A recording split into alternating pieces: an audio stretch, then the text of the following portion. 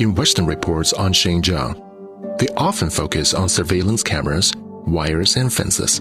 The implication is clear, but it doesn't mention cameras and fences are standard for schools across the world. A recent report suggests the U.S. has the highest number of CCTV cameras per person in the world.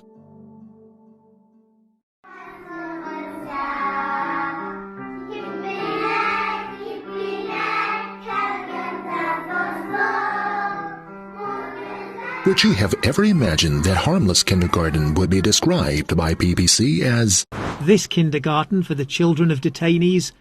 But we found that the children's parents live and work nearby and pick them up and send them off to the kindergarten every day. BBC says only Chinese should be spoken. But we see children switch languages between Mandarin and Uyghur at their will.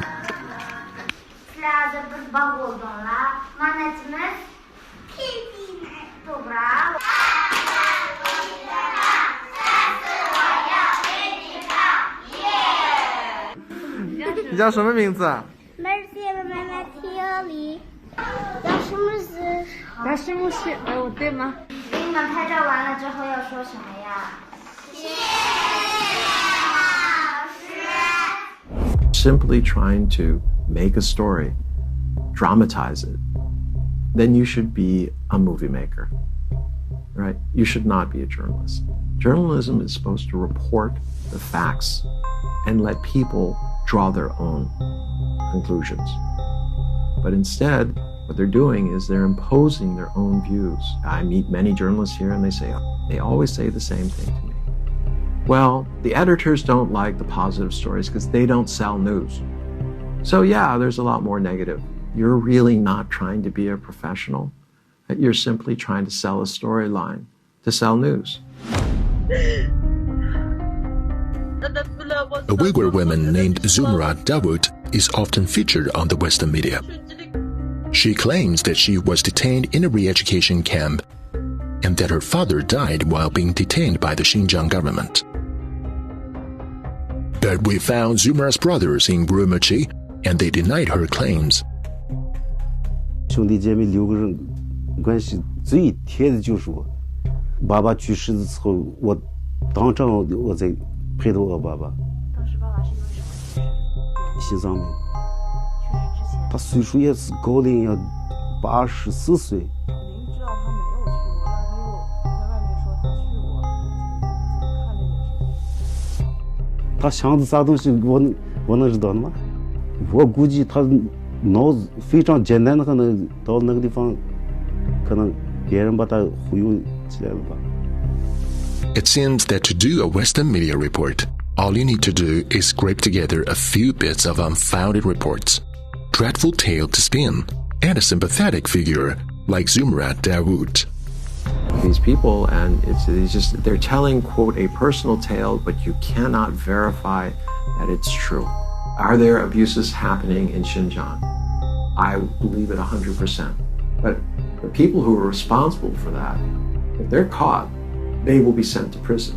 So this idea that the government is encouraging sadists to torture children and mothers and grandmothers and just beat them for no reason doesn't even make sense. Not given what China has accomplished and done. You know, the journalists who go to Xinjiang, they always seem to report on what they've concluded before arriving, rather than reporting on what they actually see on the ground with their own eyes. And I've interacted with one of these journalists who visited the vocational training centers in Xinjiang, and he described them as being like Nazi concentration camps where, weirdly, the prisoners, so to speak, could go home on the weekends, but he also said that he saw people in cages. Now, this particular journalist produced a number of videos, so I asked him to point me towards the ones that would show this, and he kept dodging the question before finally admitting he didn't actually see people in cages. In a clothing factory in Hotan, we met with Tusunisa Ali. She graduated from one of those vocational education and training centers that Western media are happy to call internment camps. 2017年8月份参加过这个培训的，我在里面学到了国语、法律知识，还有这个缝纫技术。我是2019年3月份的时候就应聘过来在这上班的。刚来的时候，我就是像一个普通的员工，他们就慢慢的就发现我这个缝纫方面有技术，然后他们就让我当了一个小组长。技术师傅他们发现我有这个国语水平的能力，然后他们就让我当上了这个管理员。现在我就负责整个车间。这个国语提高会影响您的文化身份吗？维语是我的母语，我永远都不会忘记的。我学了就是多了一条路。我的宗教活动这个不会影响到我的工作的，因为我对自己有要求嘛。上班是上班，宗教活动就是宗教活动，两个都是分开的，不会掺和在一起的。As Tusnisa embraces her freedom of religion and opportunities, it can be hard to imagine the religious extremism in Xinjiang that has destroyed lives like hers. Bahagul Arkan's voice tightens when she begins to talk about her past. Çünkü men özümüzün bir arzusu boldu demde öykülük men toy qılsam ata-anam tülü bir xizmat qilsam, bir tamaq etpesem öykül hoş olsa dep menda özüm toy qılgız kelmegen asasy. She was only 14 when her father informed her that she was to be the seventh wife of the religious extremist in the village in Kashgar, Xinjiang. Toydan keyin bir xil qo'rqinchli qarang dunyoda yashagandek bir turmush kechirdim. Urib-tilab pulqamni anglamak qilib qo'ygan ekan. Ro'y jihatdan o'zimizdagi besimchilik uchirgan ekan, erkinlik turmush yo'q. O'zimizdagi berib kelish turmush tahi yo'q, madaniy kiyim-kechak tahi yo'q, o'zimizdagi madaniy turmush bo'lmagan ekan. From 1990 to 2016, Xinjiang was blighted by terrorist attacks in which hundreds of people were killed. Bahagul was one of the lucky ones. She found haven in a vocational education center in Xinjiang, a place that offers not only solace from those living in fear, but helps them build up work skills. Men mektepke 2018-yılı 10-njy aýda bardım. Men mektep bargança şaraty pek ýaxşy eken. Özümniki döwletli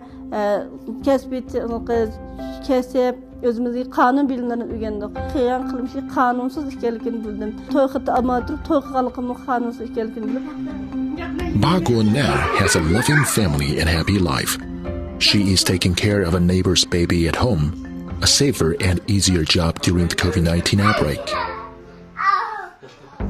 Yet these efforts in China to tackle religious radicalization and help people like Bahagul caught in its grip has been demonized by Western media.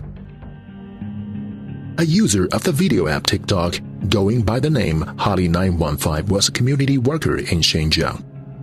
When her child visited her, she could meet her only briefly because of concerns over COVID-19. But the video was widely circulated on Western social media as proof that China was detaining people's various ethnic groups in Xinjiang. 在疫情期间，我们不是为了防疫，在社区给居民服务，将近40天没能见上孩子。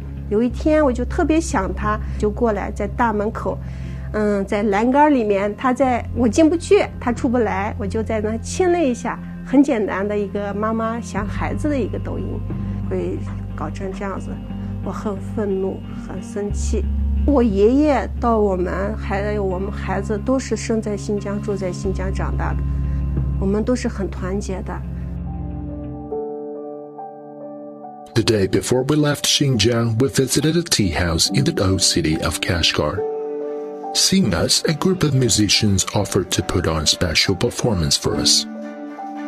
The air was crisp and chilly, but the aroma of tea and naan in the house teased our noses and warmed our bones. The music was powerful and riveting, expressing the hospitality of Xinjiang people and their future aspirations. Our eyes widened and we were moved to tears.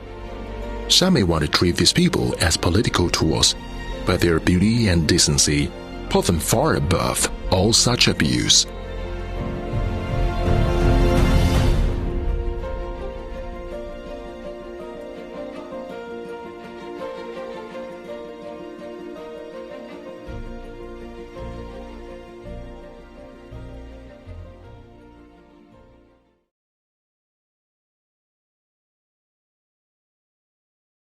抖音